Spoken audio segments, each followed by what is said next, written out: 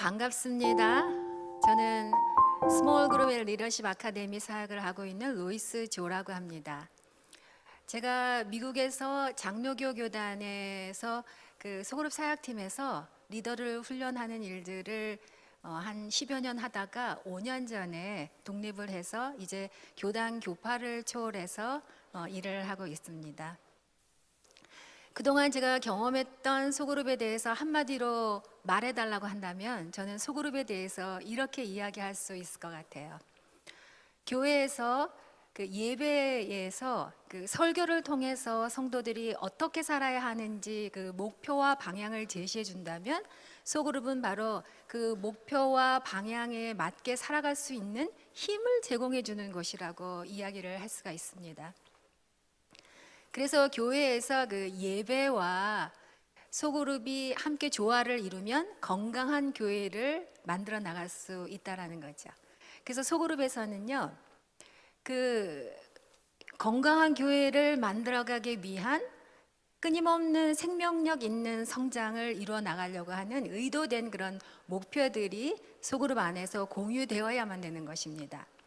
그래서 예를 들면은요, 우리 마켓에 가면은 배추들을 이렇게 묶어놓은 다발들이 있습니다. 만약에 이 배추들이요, 함께 절여지고 양념이 되어서 맛있는 김치가 만들어져서 누군가에게 기쁨을 줄 수 있고 또 필요한 사람들에게 도움을 줄 수 있는 따뜻한 음식이 되어주는 그런 공동된 목표를 가지고 모아져 있는 배추라면은 이거는 소그룹이라고 이야기할 수 있다라는 거예요. 그러나 그런 공동된 의도된 목표가 없이 그저 묶여져 있는 것이라면은 그것은 그냥 덩어리에 지나지 않는다라고 이야기를 할 수가 있습니다. 그래서 우리가 하고 있는 이 소그룹이 과연 그런 진정한 소그룹의 목표를 향해서 가고 있는 소그룹으로 진정한 소그룹이냐, 아니면 그저 교회에서 성도들을 관리하는 차원의 행정적인 부산물 정도로의 그 덩어리로서 있느냐, 이런 것들을 좀 우리가 스스로 점검해 볼 수 있는 그런 시간이 되기를 바랍니다. 제가 여러분들에게 질문을 한 가지 먼저 해볼게요. 여러분들은 소그룹의 꽃이 무엇이라고 생각을 하십니까? 다르게 한번 표현을 해볼까요? 소그룹이 그 역할을 극대화하기 위해서 가장 중요한 요소로 여러분들은 무엇을 뽑으시겠어요? 저는 소그룹에서 가장 중요한 것은 바로 소그룹의 나눔이라고 생각을 합니다. 왜냐하면요, 소그룹을 통해서요, 사람들이 생각하고 은혜 받은 것들을 입으로 고백하게 만들기 때문인 거죠. 우리가 입술을 통해서 고백하는 것은 훨씬 더 파워풀한 거예요. 그리고 우리가 고백한 것에 대해서는 또 책임감을 갖게 되는 거죠. 또 나눔은요, 우리들에게 배움과 도전을 줍니다. 저런 말씀을 통해서 또 이러한 은혜를 받고 또 적용을 하는 것을 통해서 우리가 배우고 도전을 받는 거죠. 그래서 하나님께서 우리들에게 은혜와 은사를 주실 때는 우리들에게 맡겨진 일들을 감당할 수 있게 하기뿐만 아니라 또 그것을 통해서 다른 사람을 도울 수 있게 만든다라는 것을 이 소그룹의 나눔을 통해서 또 우리가 경험을 할 수가 있는 겁니다. 또 소그룹에서는요, 말씀 안에서 삶을 비춰볼 수 있도록 하는 거죠. 한 소그룹의 리더인 장로님이요, 제게 이런 이야기를 했어요. 말씀을 우리가 원래 예배 시간에 충분히 우리가 듣고 배우니까요, 제한된 우리 소그룹의 시간에서는 저는 되도록이면 삶의 나눔의 시간들로 할애를 하고 있습니다. 그래서 말씀은요, 한 5분 동안에 정리 요약해서 나누고요, 그 나머지의 시간은 대부분 지난 한 주간 동안 있었던 은혜로운 삶의 이야기들을 나누도록 하고 있죠 라고 말하는 거예요. 그런데 그 장로님은요, 열심히 소그룹 인도는 하고 있지만 말씀과 삶을 분리해서 생각하는 그런 실수를 범하고 있는 것입니다. 우리가 아무리 은혜로운 말씀을 나눈다고 하더라도요, 삶이 드러나지 않으면 그것은 신학적인 논쟁에 그칠 수가 있고요, 또 말씀에 근거하지 않은 그런 우리들의 삶의 이야기들은 자칫하면은 신앙적인 잡담, 수다에 그칠 수가 있기 때문이라는 거예요. 그래서 우리 소그룹 안에서는 반드시 그날에 주어지는 말씀을 가지고 그 말씀 안에서 우리들의 삶을 비춰보고 그 안에서 나를 나누는 그런 소그룹의 나눔이 되도록 해야 되는 것입니다. 그럼 이제 구체적으로 소그룹의 나눔에 대한 것들을 또 이야기해 보도록 하겠습니다. 소그룹에 있어서는 그 나눔이 되기 위해서 그 친밀함이 너무 중요하다라는 것을 우리가 다 알고 있죠. 근데 이렇게 친밀한 만큼 더 우리가 쉽게 오해하기 쉬운 영역이 없을 거라고 저는 생각을 합니다. 어떤 인도자가 이렇게 말을 했어요. 원장님, 우리 그룹은요 아주 정기적으로 잘 만나고 아주 친하기 때문에 행사들도 많이 하고 좋은 일도 많이 하고 또 심지어는 우리는 여행도 함께 간답니다. 이렇게 말하는 거예요. 그런데 소그룹의 친밀함이라는 것이요 자주 만나고 아주 가까운 사이를 의미하느냐? 사실은 그렇지는 않다라는 거예요. 소그룹의 친밀함을 잘 이해하기 위해서는 에드워드 홀이 말한 인간의 거리에 대해서 좀 이해를 할 필요가 있습니다. 에드워드 홀은요 인간의 거리를 4가지로 이야기를 했어요. 그 첫 번째를 40cm의 관계로 이야기를 했습니다. 이걸 친밀한 관계라고 이야기를 했거든요. 자, 우리 한번 그러면 실습을 한번 해보도록 할까요? 옆에 있는 그 사람에게 2명씩 짝을 지어서 40cm의 간격으로 한번 좁혀서 만나보세요. 그래도 여기에 계신 목사님들은 잘 따라서 반응을 해주시니 너무 감사합니다. 그렇죠? 40cm의 관계라는 것이 의외로 되게 가까워요. 그렇죠? 자, 40cm로 가까이 좁혀보니까 어떤 느낌이 드시나요? 좋습니까? 따뜻해요? 네. 상대방의 체온이 좀 느껴지죠? 그 사람의 체취까지도 맡아지는 것 같습니다. 이렇게 가까운 아주 밀접한 관계를 바로 40cm의 친밀한 관계라고 이야기를 합니다. 그 이상의 관계는요, 이제 40cm에서 120cm의 개인적인 관계예요. 이거는 40cm의 관계에서 좀 부담스러웠다면은 이거를 좀 적절하게 조절할 수 있는 관계라고 이야기를 할 수가 있습니다. 가까이 가려고도 할 수 있고 또 부담스러우면 내가 거리를 둘 수도 있는 관계. 그렇기 때문에 좀 오해를 할 수도 있는 관계가 바로 이 관계예요. 나는 상대방하고 아주 가깝다고 생각했는데 막상 보면 상대방은 나와는 전혀 다른 생각을 갖고 있을 수 있는 관계. 바로 그게 이 개인적인 관계라고 할 수가 있습니다. 우리 소그룹에서도 이런 관계로 같이 교제하는 그런 소그룹이 있는 거죠. 아주 가까운 것 같기는 한데 서로 깊이 있는 것은 정말 전혀 모르는 관계. 이런 소그룹들도 있을 수 있다는 겁니다. 그 다음에 관계는 뭐냐면요. 비즈니스 관계예요. 120cm에서 240cm의 관계. 그러니까 하나의 목표를 위해서 우리가 쫙 만났습니다. 그리고 그 목표가 성취되면 미련 없이 헤어지는 거예요. 우리 소그룹도 이런 관계로 모이는 데가 있죠. 교회에서 모이라고 하는 그 날짜에 딱 모여요. 그리고는 소그룹 다 끝나고 나면 다음 만날 때까지 전화 한 통화 한 번 안 하고 연락 한 번 안 하는 그런 그룹의 관계, 이걸 바로 비즈니스 관계라고 얘기하고 할 수 있고, 이런 식으로 소그룹을 하고 있는 그룹도 있다라는 거죠. 이제 그 다음에 관계는 이제 그 사회적인 관계입니다. 이거는 이제 저와 여러분들과의 관계가 같은 거예요. 일대 다수의 관계. 그러니까 이런 관계에서는 사실 큰 그런 갈등이 있을 수가 없는 관계입니다. 물론 이제 제가 강의를 끝나고 나면 여러분들이 강의에 대한 평가를 하시겠죠. 1번 너무 좋았다. 2번 그저 그랬다. 3번 왜 불렀니? 만약 여러분들이 3번을 많이 선택하신다고 하더라도요, 사실 여러분들과 제가 이 자리에 나타나지 않는 이상, 특별히 여러분들이 저를 막 찾아와서 왜 강의를 그따위로 했습니까? 라고 막 따지지 않는 이상 우리가 갈등을 일으킬 여지는 별로 없다라는 거예요. 그런데 이 첫 번째 친밀한 관계에서는요, 내가 드러내고 싶지 않은 나의 모습, 그런 것들이 자연스럽게 드러날 수밖에 없고, 또 내가 보고 싶지 않은 상대방의 연약한 모습들, 이런 것들이 그대로 드러날 수밖에 없는 게 바로 이 친밀한 관계라고 이야기를 할 수가 있습니다. 우리가 그러면 연약함들이 그저 자연스럽게 드러날 수밖에 없는 이 친밀한 관계 가운데서 우리가 어떻게 소그룹을 잘 진행해 나갈 수 있을까, 이런 것들을 좀 생각해 봐야 된다라는 거죠. 제가 이제 한국에 있는 그 한 교회의 탑 리더십들의 그 사람들을 가지고 함께 소그룹을 이제 8주간 진행을 한 적이 있었습니다. 룻기를 가지고 이제 실제적으로 소그룹 실습을 했죠. 근데 이제 그 중에 한 그 권사님은요, 저에게 그다지 이렇게 호의적인 태도가 아니었어요. 그래서 제가 이제 어떤 얘기를 하면, 저는 뭐 미국에 가본 적도 없어서 잘 공감도 안 되고, 이렇게 좀 방어적인 그런 표현을 했었습니다. 그 눈빛이요, 당신과 나는 멀고 먼 관계야 라는 그런 메시지를 계속 보내고 있었거든요.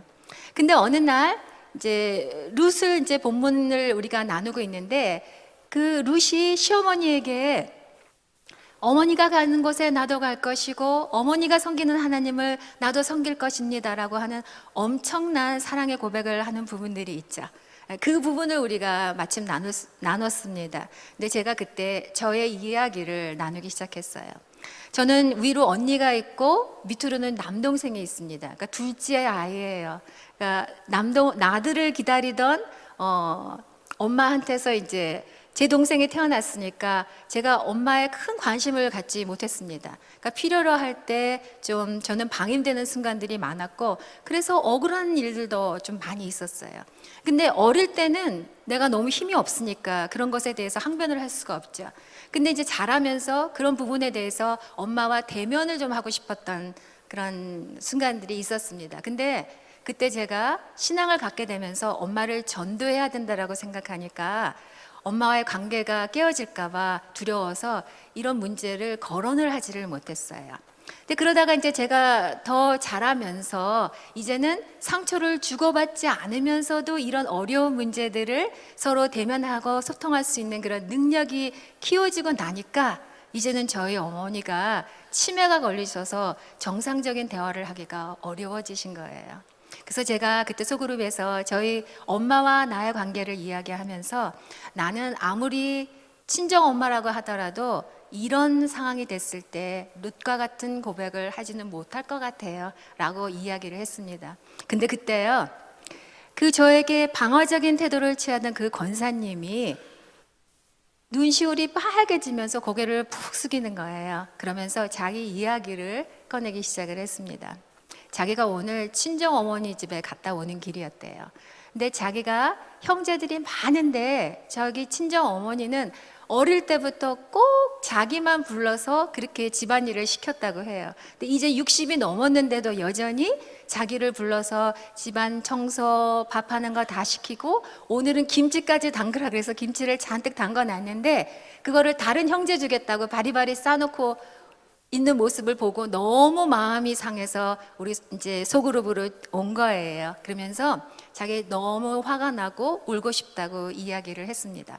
그래서 제가요, 권사님 그렇게 힘드시면 이제 충분히 하셨으니까 안 하셔도 돼요. 제가 그렇게 말을 했습니다. 그랬더니 권사님이요, 아니요, 그래도 우리 엄마는 내가 차려주는 밥이랑 김치가 아니면 식사를 안 하세요. 저도 엄마가 차려주는 밥이랑 김치 먹고 싶어요. 그러면서 눈물을 주르륵 흘리면서 우시는 거예요. 그랬더니 우리 소그룹에 있던 다른 자매가 권사님이 그렇게 엄마한테 가는 게 마음이 편하면 권사님 계속 가세요. 대신 권사님 김치는 내가 만들어줄게. 이렇게 얘기하는 거예요. 그랬더니 다른 자매가 어머, 나 깍두기 이번에 만들었는데 내가 깍두기 권사님 좀 나눠줄게. 그러면서 그 소그룹의 자매들이 다 서로 너도 나도 반찬과 김치를 만들어주겠다고 막 이야기를 했습니다. 그제서야 그 권사님이 얼굴이 좀 밝아지면서 웃기 시작을 했어요. 그래서 그 어느 때보다 우리가 화기애애한 분위기로 소그룹의 나눔을 마칠 수 있었습니다. 소그룹이 끝나고 나니까요, 그 권사님이 제게 다가오셨어요. 그러면서 뭐라고 하시냐면, 원장님 이제 원장님 곧 떠나실 텐데 제가 원장님께 맛있는 거 좀 대접하고 싶어요. 뭐 드시고 싶어요? 이렇게 말씀하시는 거예요. 근데 제가 또 그런 걸 거절하지 않습니다. 그래서 제가 권사님은 떡볶이 유명하시다고 하던데 저 권사님이 만들어주시는 떡볶이 먹고 싶어요. 그렇게 말했어요. 그랬더니 권사님이 제 귀에 대고 이렇게 말씀하셨어요. 밀떡으로 할까요? 쌀떡으로 할까요? 그래서 저는 밀떡을 좋아합니다. 그랬더니 권사님이 어머, 저도 그래요. 역시 떡볶이는 밀떡이야. 이러시는 거예요. 그러면서 우리 사이에 있던 그런 장벽이 허물어지면서 그 어느 때보다 친밀함을 서로 함께 느끼는 순간이 바로 그때였습니다. 근데 권사님과 나를 친밀하고 가까운 사이로 만들어줬던 거는 밀떡이 아니에요. 나의 연약함을 내가 드러냈을 때 그것을 공감하고 함께 수용해주는 그런 우리의 마음이 되었을 때 우리 사이에 친밀감이 형성되었다라는 거죠. 소그룹의 친밀감은 바로 이런 거예요. 그런데 사람들은 이야기를 하죠. 우리가 친하지도 않은데 어떻게 내 자신을 오픈하나요? 그런데요, 우리가 친하기 때문에 오픈을 하는 게 아닙니다. 내 자신을 오픈하기 때문에 우리가 친해지는 거예요. 그래서 소그룹에서 오픈하는 거는요, 사실 리더가 제일 먼저 자기 자신을 모범적으로 오픈해 보는 거예요. 그래서 우리 소그룹 안에 있는 오픈의 수위는 그 인도자가 얼마나 자기 자신을 오픈하느냐에 따라서 그 오픈의 수위가 정해진다라고 이야기를 할 수가 있습니다. 그 다음에는 이제 우리가 소그룹에는 서로 너무나 다양한 다른 사람들이 모여 있다라는 거죠. 제가 이제 이렇게 훈련을 하고 다니다 보면은요, 정말 여러 리더들을 만나는데요. 한 리더 부부가 있었어요.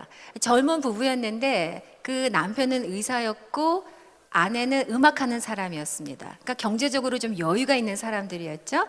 그리고 또 되게 헌신된 사람들이었어요. 그래서 이 사람들은 이제 소그룹의 리더로 섬기면서 소그룹 모이는 날이 된다 하면은 정말 좋은 음식들로 아주 그냥 산해진미로 잘 음식을 차려서 소그룹 원들을 기다리곤 했습니다. 근데 이상하게 이 소그룹 사람들은 잘 모이지가 않는 거예요. 그래서 제가 기회가 돼서 그 소그룹 원들을 좀 만날 수가 있었습니다. 근데 얘기를 들어보니까요, 그 소그룹 원들이 이렇게 얘기하는 거예요. 우리 리더 부부가 얼마나 헌신적이고 좋은 사람인지 제가 잘 알아요. 그런데 내가 사는 게 너무 어렵다 보니까 그 집에 가서 정말 아주 깨끗하고 널찍한 집, 또 풍요로운 물질들, 또 그런 집은 또 아이들이 공부도 잘하는 거 여러분 아시죠? 그러니까 우리 애들은 정말 맨날 학교에 불려가서 야단 맞고 나는 정말 사는 게 당장에 급해 죽겠는데 그 집에 가면은 자기 자신이 너무 초라하게 느껴져서 자기는 그 집에 가기가 싫다라는 거예요.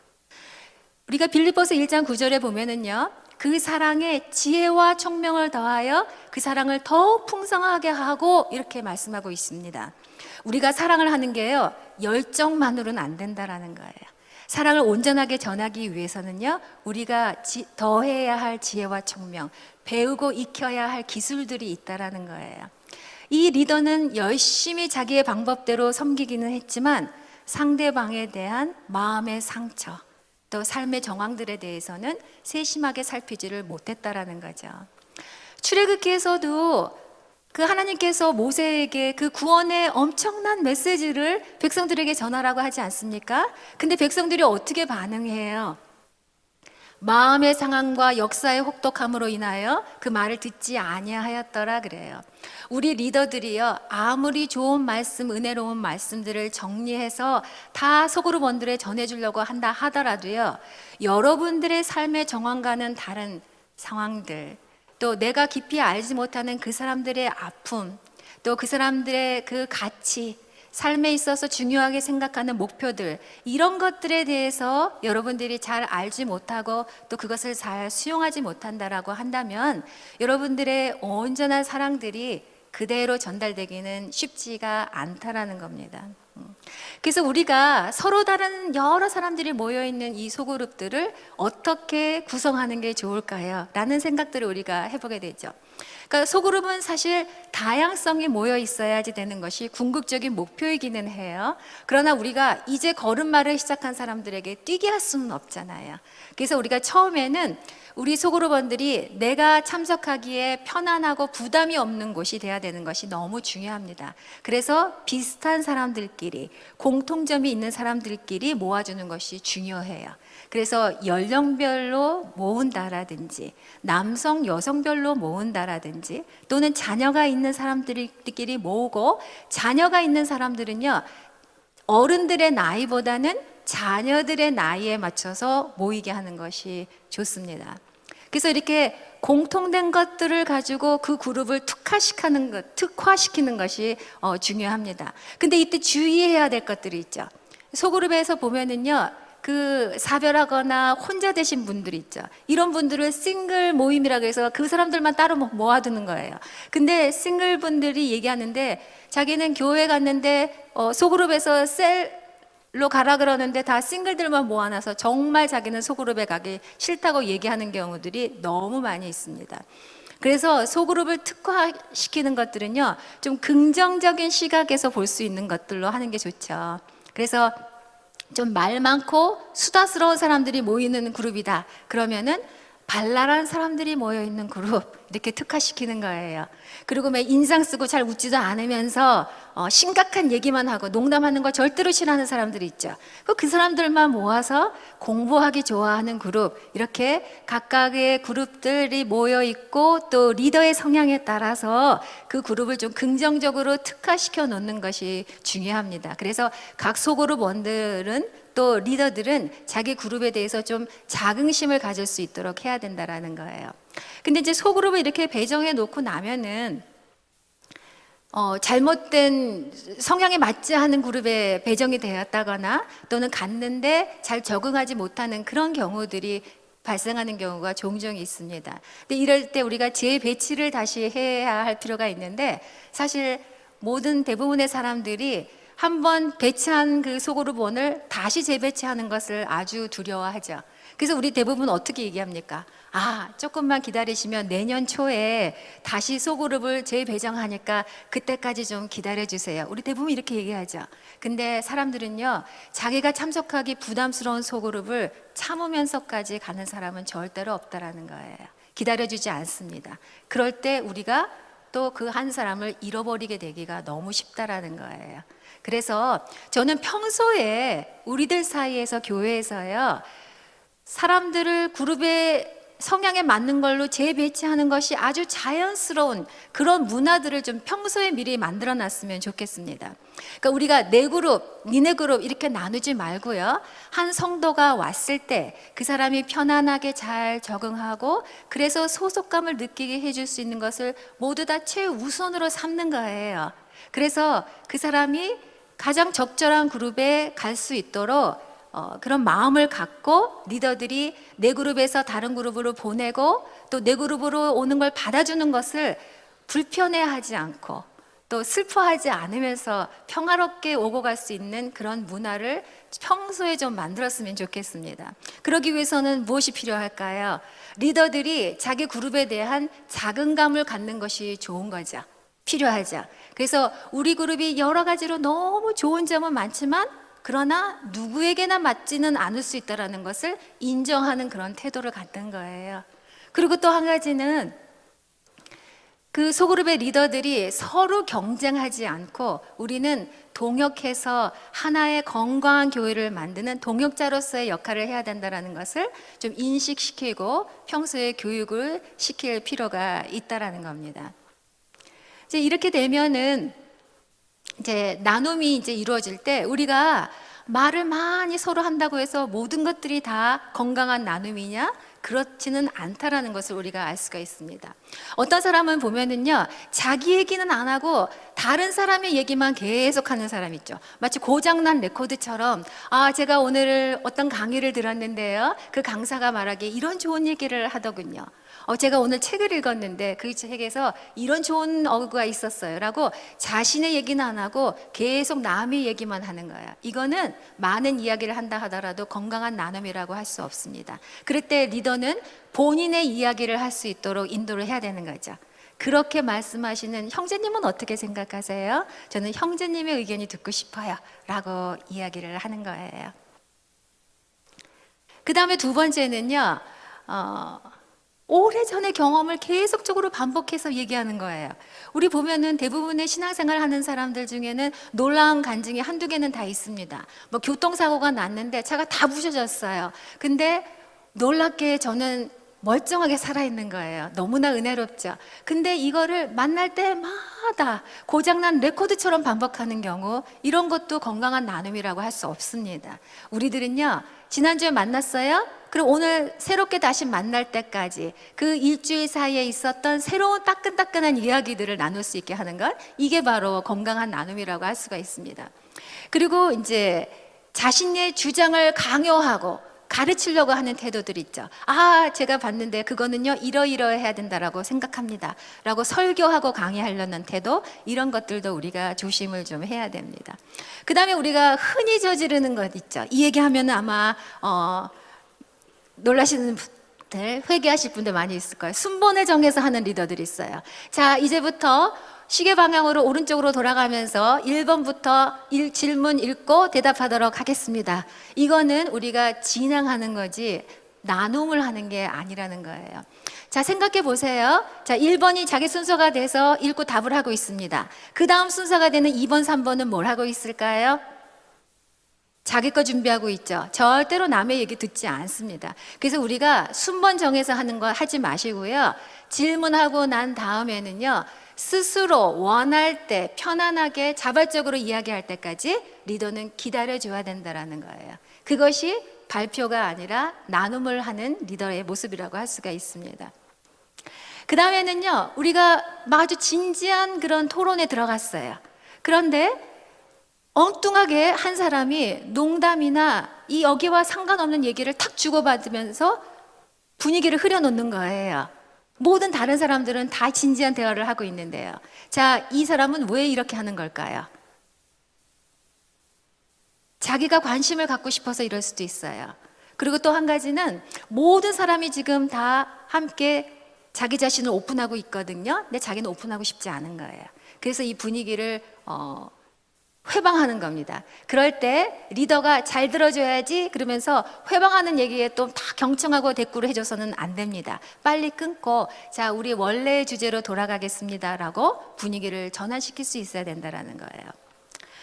그리고 이제 자기 말 많이 해서 막 방해는 하지 않아요. 근데 자기를 절대로 드러내지 않으면서 듣기만 하는 사람이 있습니다. 이런 사람은 실제적으로 당장 방해가 되지 않으니까 리더들이 간과하고 넘어갈 수 있는데요. 물론 어떤 사람은 자기 자신을 오픈하는데 꽤 시간이 걸리는 사람들이 있습니다. 이제 기다려줘야죠. 그런데 몇 개월을 같이 함께 했는데도 절대로 자기 얘기를 오픈하지 않는다. 그러면 이제 이 사람을 또 좀 주의해야 볼 필요가 있습니다.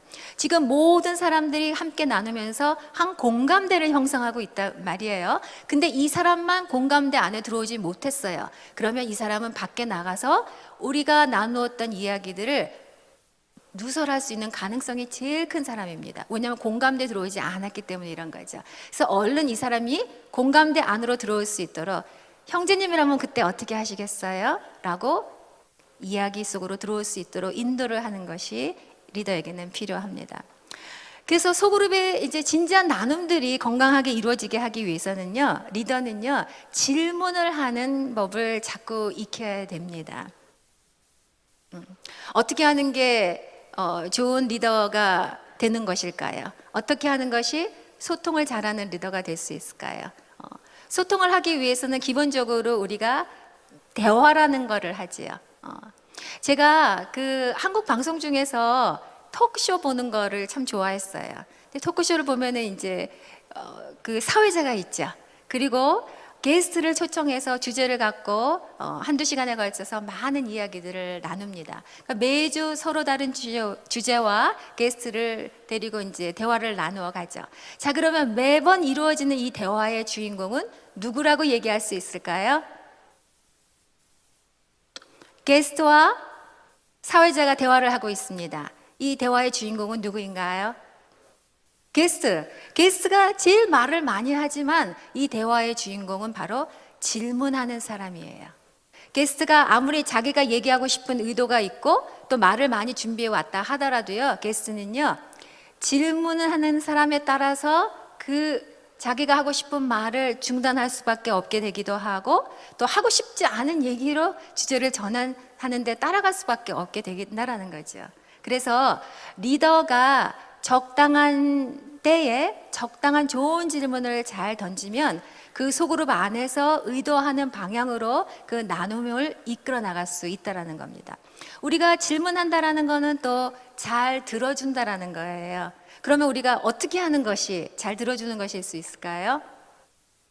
요즘은 뭐 그 소통에 대한 그 강의들을 유튜브만 켜도 너무나 쉽게 접할 수 있기 때문에 기본적으로 경청의 기술에 대해서 여러분들 너무 잘 아실 거예요. 잘 들어준다, 눈을 맞춘다, 맞장구를 쳐준다, 이런 것들이 있죠.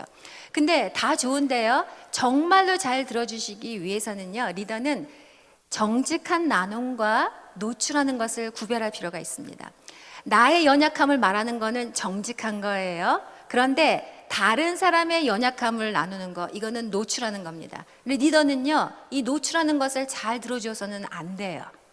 어떤 사람이 제게 와서 다른 사람의 연약함을 막 노출해 버렸습니다. 근데 제가 리더로서 잘 경청해야지 그러면서 눈도 맞춰주고 대꾸해주고 막 맞장구도 쳐줬어요. 근데 그 다음날 만났는데 이 사람이 나를 슬금슬금 피하는 거예요. 왜 그랬을까요?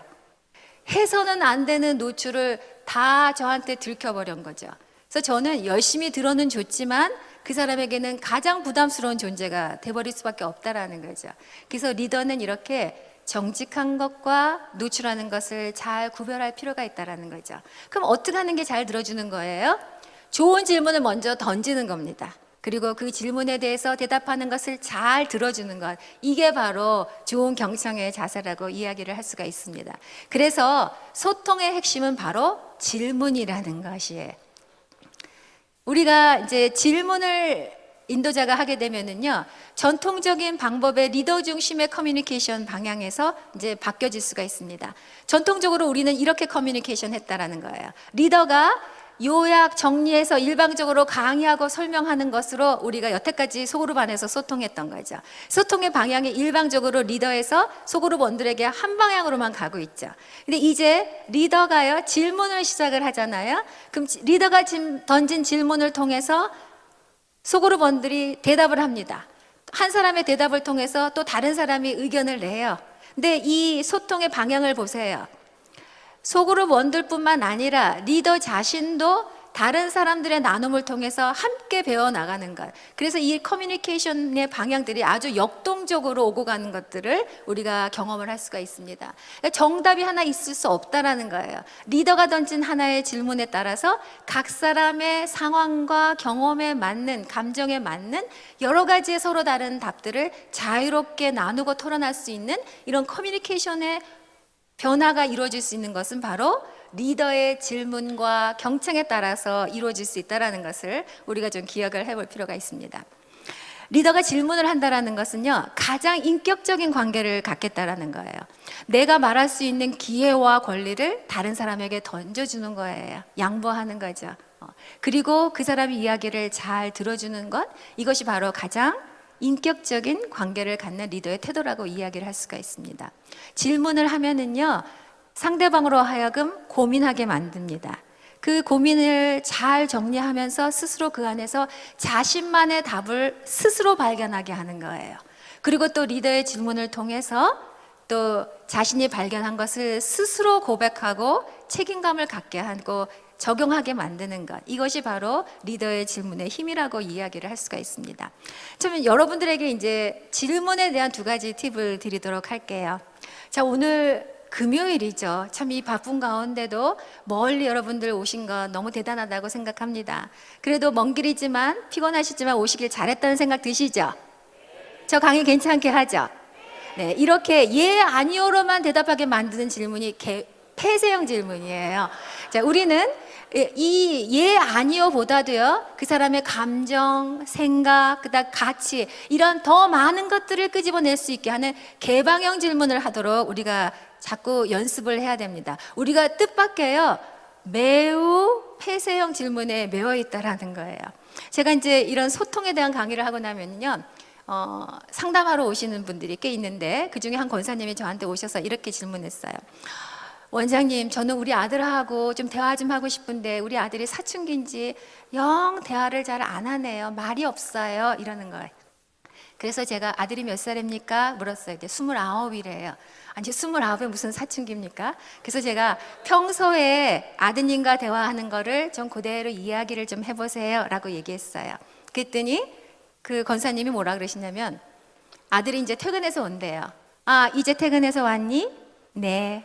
배고프니? 아니요. 지금 먹을래? 아니요. 씻고 먹을래? 네. 이 권사님은요, 아들하고 대화하고 싶다고 하면서 내내 폐쇄형 질문으로만 묻고 있는 거예요. 그래서 우리가 더 많은 대화를 이끌어가기 위해서는 어떻게, how라는 단어를 사용해서 자꾸 개방형 질문으로 하는 연습을 해야 됩니다. 자, 오늘 오시길 잘했죠? 라고 하는 폐쇄형 질문을 어떻게 개방형 질문으로 만들 수 있을까요? 오늘 오시니까 어떠셨어요? 어떤 게 가장 도움이 됐습니까? 또 어떤 이야기를 더 듣고 싶으세요? 이렇게 묻는 게 바로 개방형 질문이라고 할 수가 있습니다. 또 우리가 소그룹 인도하다 보면은요, 리더가 한 번도 생각해 보지 못했던 잘 모르는 질문들을 받을 때가 있어요. 그때 리더들은 당황할 필요가 없습니다.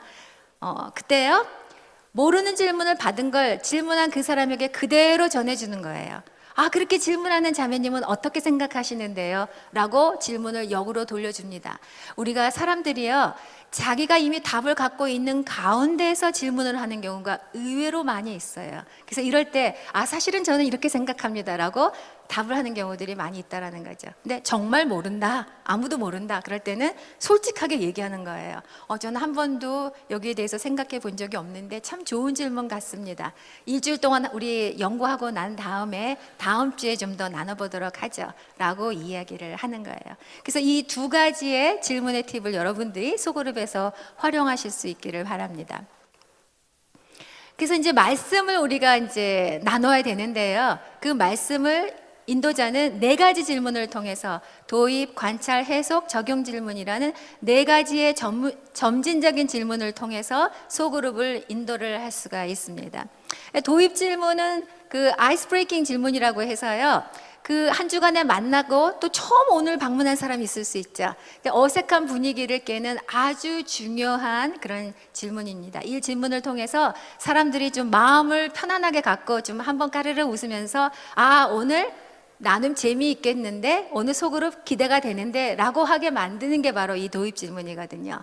근데 전혀 상관이 없는 거를 하는 게 아니라 그날 본문의 내용에 관계 있는 걸 하나 끄집어내서 누구나 대답할 수 있는, 그 사람의 상식과 경험에 빗대어서 이야기할 수 있는 걸 만드는 게 바로 도입 질문입니다. 예를 들면은요, 창세기에서 사람을 창조했을 때 남자가 여자를 처음 만나는 그 순간을 우리 본문 가운데서 나누는 날이었습니다. 근데 이때 도입 질문으로 여러분들의 주례사 중에서 제일 기억나는 이야기는 무엇인가요? 이런 것들이 도입 질문 될 수 있다는 거죠. 그날의 본문 내용 전혀 모르고 성경 오늘 처음 펼치는 사람이라도 이 도입 질문에 대해서는 얼마든지 대답할 수 있다는 거예요. 상대방의 배우자를 처음 만났을 때 그때의 느낌을 한마디로 표현한다면 뭐라고 하시겠어요? 이런 것들도 그 본문에 해당하는 좋은 도입 질문이라고 할 수가 있습니다. 제가 이제 이런 질문 만들기 훈련도 하고 있는데요. 한 자매님이 그때 이런 질문 만들었어요.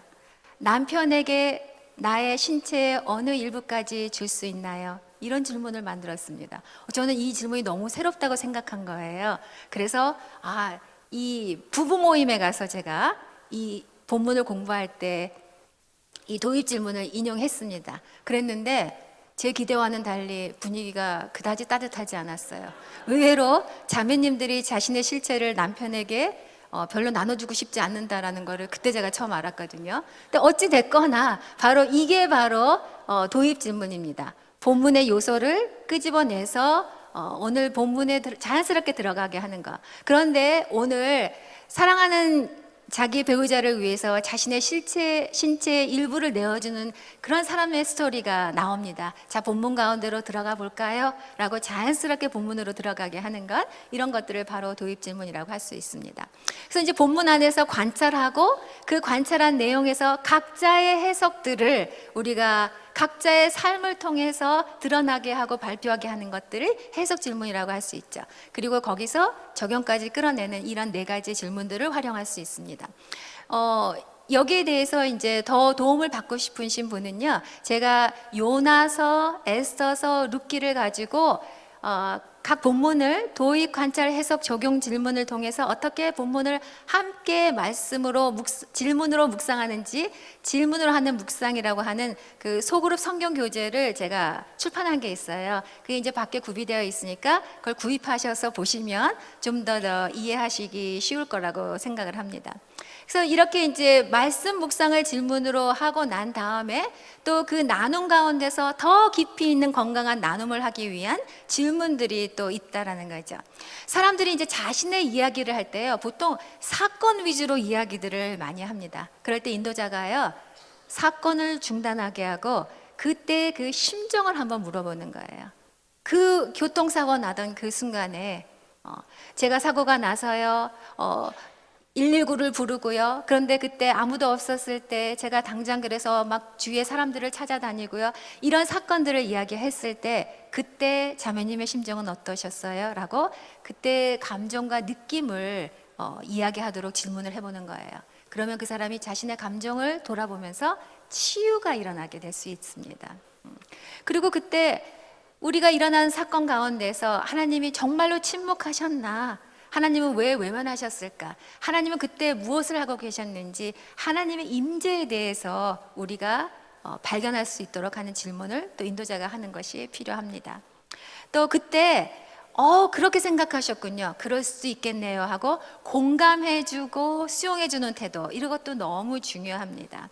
또 우리가요, 칭찬을 할 때요, 너무 대단한데요, 아드님이 이번에 공부를 잘해서 또 상을 받았네요. 참 좋으시겠어요. 이렇게 서술적으로 칭찬을 하는 것보다도요, 칭찬을 한번 질문으로 던져보세요. 어쩌면 그렇게 아드님이 공부를 잘했나요? 그 비결이 뭐예요? 엄마 닮았나요? 아빠 닮았나요? 이렇게 칭찬을 질문으로 하면은요, 제가 사실은 좀 한때 공부를 하긴 했죠 라고 자신의 마음의 문을 열게 하고 입까지 열게 하는 게 바로 우리들의 질문으로 하는 칭찬일 수 있다는 겁니다. 그리고요, 또 반드시 우리가 나눔을 가지고 난 다음에는 그룹에서 말한 사적인 것이 왜 여기에서 비밀로 지켜져야만 하는지에 대한 것을 분명히 우리 그룹 가운데서 할 필요가 있다는 거죠. 어떤 자매님이요, 그룹 안에서 막 은혜를 받은 거예요. 그래서 자기가 그날따라 막 마음의 감동을 받아서 아주 깊이 있는 심오한 그런 자신의 과거들을 오픈을 했어요. 근데 이 자매가 그날 집에 가서 생각해 보니까 너무 후회가 되고 잠이 안 오는 거예요. 그래서 저한테 너무 괴롭다고, 저는 이제 다시 그 소그룹에 가고 싶지 않아요 라고 상담을 해오신 분이 있었습니다. 왜 이런 일이 발생했을까요? 대부분요, 소그룹 안에서 은혜가 있어서 막 자기가 오픈을 하고는 났어요. 근데 많은 사람들이 후회가 밀려올 때가 솔직히 있습니다. 그렇기 때문에 특별히 소그룹 안에서 아주 중요하고 심오한 것을 오픈했을 때 인도자가 이 부분을 잘 해결하는 것이, 잘 케어해 주는 것이 너무 중요하다는 거예요. 그때 그 사람이 감정을 충분하게 이야기하고, 그래서 치유가 되고 공감받게 하고 인정받게 하고 수용하는 태도가 있어져야 된다는 거죠. 그리고 반드시 또 우리가 나눈 것에 대해서는 비밀이 지켜진다라는 것을 안심시킬 수 있게 해야 된다라는 거예요. 이런 모든 과정들이 다 되지 않은 상태로 홀로 그 사람이 돌아가게 했기 때문에 그 자매는 그날 밤 잠을 이룰 수가 없었다라는 거죠. 이럴 때 어떻게 해야 됩니까? 인도자는 다시 이 작업을 시작해야 된다라는 거죠. 1대1로 만나서라도 다시 한번 인정해주고 공감해주고, 또 소그룹원들이 모였을 때 비밀 준수에 대한 약속을 틀림없이 해줘서 이 자매가 안심할 수 있도록 만들어줘야 된다라는 거예요. 이렇게 해서 이제 우리가 소그룹에서 질문을 하는 리더가 된다면 소그룹 안에 이런 건강한 나눔들을 할 수 있는 변화가 있을 거라고 생각을 합니다. 소그룹의 리더가 돼서 다른 영혼을 섬긴다라는 것은 사실 너무나 어려운 일이에요. 그렇습니다. 그러나 우리가 살아가면서 다른 한 사람을 섬긴다라는 것은, 누군가에게 의미 있는 존재가 된다라는 것은 우리가 살아가면서 세상에서 할 수 있는 가장 귀한 일이라는 거죠. 그래서 소그룹의 리더가 된다라는 것은요, 교회가 성도에게 줄 수 있는, 또 하나님이 성도에게 맡길 수 있는 가장 영광스러운 직분이라는 것을 우리가 알 필요가 있습니다. 소그룹원들에게 이런 기쁨과 감격을 인식시켜주고, 또 그 기쁨을 충분히 충만하게 누릴 수 있게 하는 것이 또 우리 목회자의 또 역할과 책임이 아닐까, 저는 그런 생각이 듭니다. 그래서 많은 오늘날의 그 소그룹의 리더들을 또 응원하고 또 축복하면서 또 그들을 통해서 여러분들의 교회가 든든하게 서가고 또 이에 지역들이 하나님 앞에서 기쁨의 자리가 되는 그런 놀라운 역사가 있기를 기대하면서 저는 오늘 저의 이야기를 마치도록 하겠습니다. 고맙습니다.